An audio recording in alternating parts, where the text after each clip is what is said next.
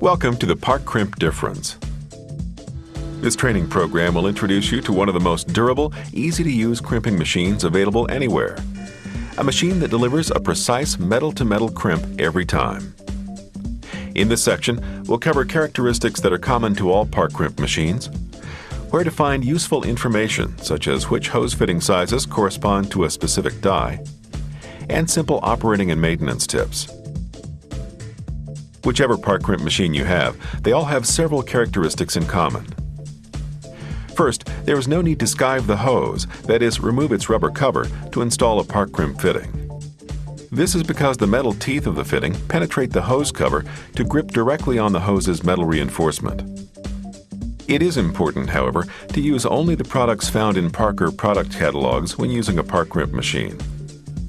The fittings, for example, are of one-piece construction and specially designed for Parker no-skive hose. Another great feature common to all Park Crimp machines is the Park Crimp dies. They're unitized, so there are no loose dies to mismatch or install incorrectly. It also makes them easier to handle when you pick them up. For easy identification, each die is stamped on the top with its appropriate series and size of hose fittings. Parker dies also have a unique design feature called the Park-Align system. This system automatically ensures the proper positioning of the fitting in the dies for a uniform crimp time after time. You'll also see that all dies are color-coded according to hose size. This helps avoid confusion and saves time during setup. On your crimper, you'll find a color-coded Park Crimp decal that also notes the specific dies and their corresponding hose fitting sizes. In addition, the decal indicates which fitting series and additional tooling, including crimping die ring, spacer plate, and adapter bowl, is approved to use with the hose that you've selected. To determine the length of the downstroke and subsequently the crimp diameter, place the die ring or spacer plate between the pusher and die set. The decal also shows you proper crimp diameters, and it provides information about stainless steel fittings.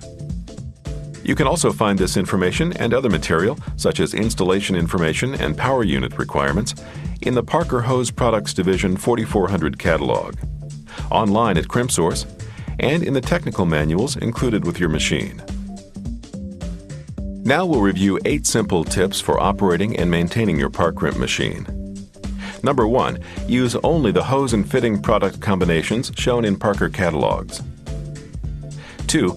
Keep your dies and die bowl free of debris. 3. To prevent wear of the die and the die cavity, lubricate the die bowl frequently with high-pressure grease. The 4th tip concerns cutting the hose properly. It's important to always wear safety glasses. Also, make sure the saw blade is sharp. Use the adjustable pins on the saw to bend the hose to reduce friction. And don't push the saw handle too hard. Let the blade do the work of producing a square cut. The 5th tip, before you crimp, always bottom the hose in the fitting. Parker recommends either using our hose insertion depth gauge or marking the insertion depth by putting the fitting next to the hose. Hose insertion depths are also listed in the Parker Hose Products Division 4400 catalog. You may wish to lightly lubricate the end of the hose. Then push the hose into the fitting until the end of the shell is even with the mark on the hose.